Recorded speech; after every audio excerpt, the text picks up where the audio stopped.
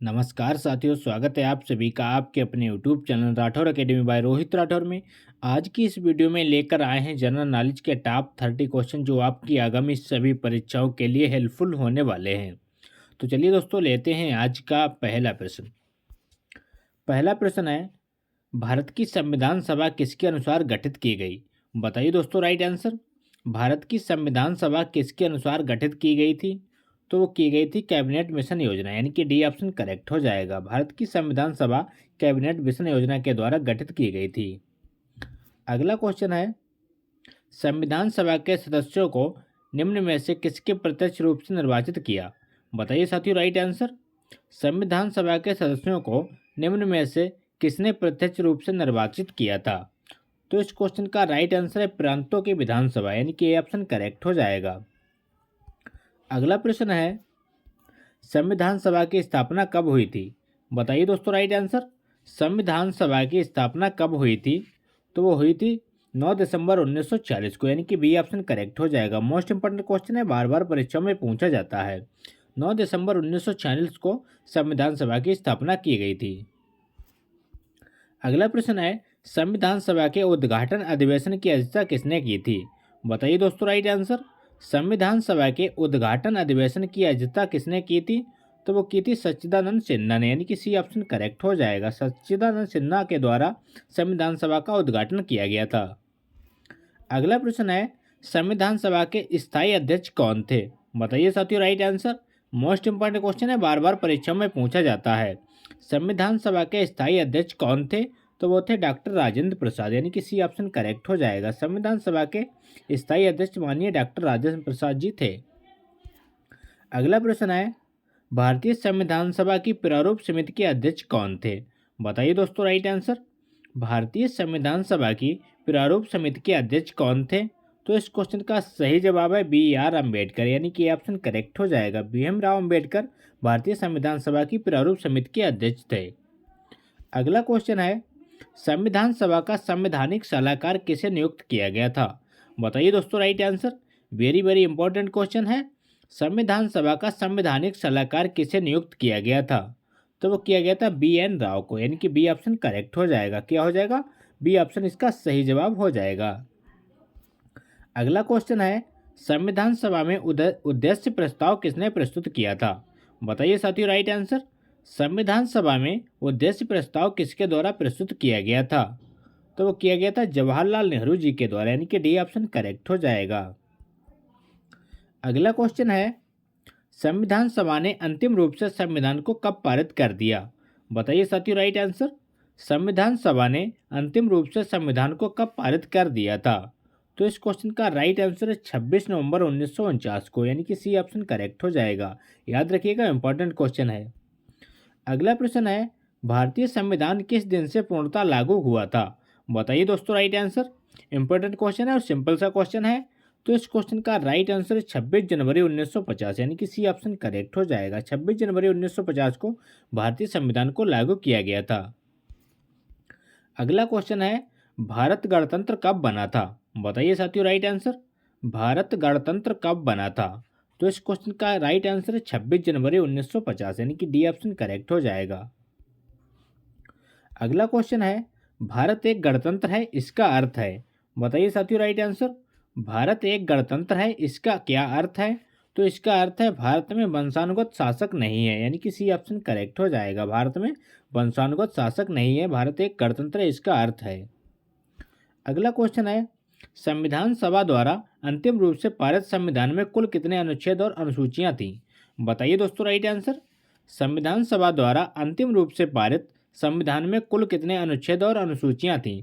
तो इस क्वेश्चन का राइट आंसर है अनुच्छेद 395 और 8 अनुसूची, यानी कि ऑप्शन करेक्ट हो जाएगा। अगला क्वेश्चन है, भारतीय संविधान के किस भाग को उसकी आत्मा की संज्ञा दी गई है? बताइए साथियों राइट आंसर। भारतीय संविधान के किस भाग को उसकी आत्मा की संज्ञा दी गई है?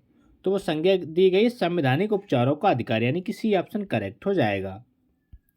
अगला क्वेश्चन है, भारतीय संविधान की कौन सी विशेषता इंग्लैंड से ली गई है? बताइए साथियों राइट आंसर। भारतीय संविधान की कौन सी विशेषता इंग्लैंड से ली गई है? तो वो ली गई है संसदीय प्रणाली, यानी कि ये ऑप्शन करेक्ट हो जाएगा। संसदीय प्रणाली भारतीय संविधान की ऐसी विशेषता है जो इंग्लैंड से ग्रहण की गई है। अगला क्वेश्चन है, वर्तमान में भारतीय संविधान में कुल कितनी अनुसूचियां हैं? बताइए साथियों राइट आंसर। वर्तमान में भारतीय संविधान में कुल कितनी अनुसूचियां हैं? तो वो है 12, यानी कि सी ऑप्शन करेक्ट हो जाएगा। वर्तमान में 12 अनुसूचियां हैं और कितने अनुच्छेद हैं, इसका आंसर हमें कमेंट बॉक्स में दीजिए। अगला क्वेश्चन है, भारत संघ में शामिल राज्यों तथा संघ शासित क्षेत्रों का उल्लेख भारतीय संविधान की किस अनुसूची में है? बताइए दोस्तों राइट आंसर। इंपॉर्टेंट क्वेश्चन है, भारत संघ में शामिल राज्यों तथा संघ शासित क्षेत्रों का उल्लेख भारतीय संविधान की किस अनुसूची में है?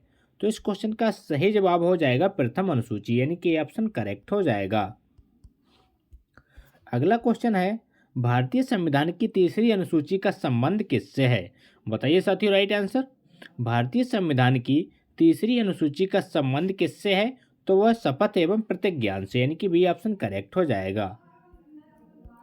अगला क्वेश्चन है, भारतीय संविधान की किस अनुसूची में राजभाषाओं का उल्लेख है? बताइए साथियों राइट आंसर। इंपॉर्टेंट क्वेश्चन है, बार बार परीक्षा में पूछा जाता है। भारतीय संविधान की किस अनुसूची में राजभाषाओं का उल्लेख है? तो वह 8वीं, यानी कि बी ऑप्शन करेक्ट हो जाएगा। अगला प्रश्न है, दल बदल से संबंधित प्रावधान किस अनुसूची में रखे गए हैं? बताइए दोस्तों राइट आंसर। दल बदल से संबंधित प्रावधान किस अनुसूची में रखे गए हैं? तो वो रखे गए हैं 10वीं, यानी कि डी ऑप्शन करेक्ट हो जाएगा। 10वीं अनुसूची में दल बदल से संबंधित प्रावधान रखे गए हैं, याद रखिएगा, इंपॉर्टेंट प्रश्न है। अगला क्वेश्चन है, पंचायती राज व्यवस्था संबंधित प्रावधान भारतीय संविधान की किस अनुसूची में रखे गए हैं? बताइए दोस्तों राइट आंसर। पंचायती राज व्यवस्था संबंधित प्रावधान भारतीय संविधान की किस अनुसूची में रखे गए हैं? तो इस क्वेश्चन का राइट आंसर है 11वीं, यानी कि डी ऑप्शन करेक्ट हो जाएगा।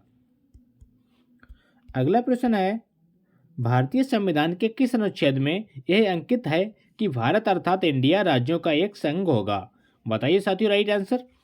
भारतीय संविधान के किस अनुच्छेद में यह अंकित है कि भारत एक राज्यों का संघ है? तो इस क्वेश्चन का राइट आंसर है अनुच्छेद 1, यानी कि ऑप्शन करेक्ट हो जाएगा। अनुच्छेद 1 में कहा गया है कि भारत एक राज्यों का संघ होगा। अगला क्वेश्चन है, भारतीय संविधान के किस अनुच्छेद में अंतर्राष्ट्रीय शांति की बात की गई है? बताइए साथियों राइट आंसर। इंपॉर्टेंट क्वेश्चन है, बार बार परीक्षा में पूछा जाता है। भारतीय संविधान के किस अनुच्छेद में अंतर्राष्ट्रीय शांति की बात कही गई है? तो वह है अनुच्छेद 51, यानी कि डी ऑप्शन करेक्ट हो जाएगा। अनुच्छेद 51 के द्वारा भारतीय संविधान में अंतर्राष्ट्रीय शांति की बात की गई है। अगला प्रश्न है, संविधान के किस अनुच्छेद के अंतर्गत राष्ट्रपति अध्यादेश जारी करता है? बताइए साथियों राइट आंसर। संविधान के किस अनुच्छेद के अंतर्गत राष्ट्रपति अध्यादेश जारी कर सकता है? तो वह अनुच्छेद है अनुच्छेद 123, यानी कि सी ऑप्शन करेक्ट हो जाएगा। अनुच्छेद 123 के अंतर्गत भारत का राष्ट्रपति अध्यादेश जारी कर सकता है। अगला प्रश्न है, संविधान के किस अनुच्छेद के द्वारा संघ एवं राज्यों के लिए लोक सेवा आयोग का प्रावधान किया गया है? बताइए दोस्तों राइट आंसर। संविधान के किस अनुच्छेद के द्वारा संघ एवं राज्यों के लिए लोक सेवा आयोग का प्रावधान किया गया है? तो वह अनुच्छेद है अनुच्छेद 315, यानी कि डी ऑप्शन करेक्ट हो जाएगा। अनुच्छेद 315 के तहत संघ एवं राज्यों के लिए लोक सेवा आयोग का प्रावधान किया गया है। अगला प्रश्न है, भारतीय संघ में किसी राज्य को सम्मिलित करने का अधिकार किसे है? बताइए दोस्तों राइट आंसर। भारतीय संघ में किसी राज्य को सम्मिलित करने का अधिकार किसे है?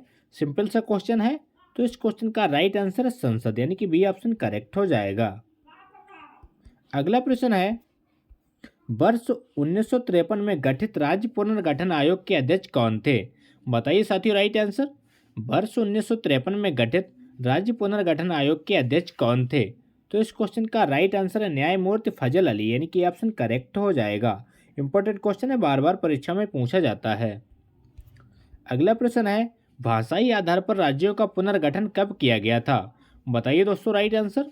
भाषाई आधार पर राज्यों का पुनर्गठन कब किया गया था?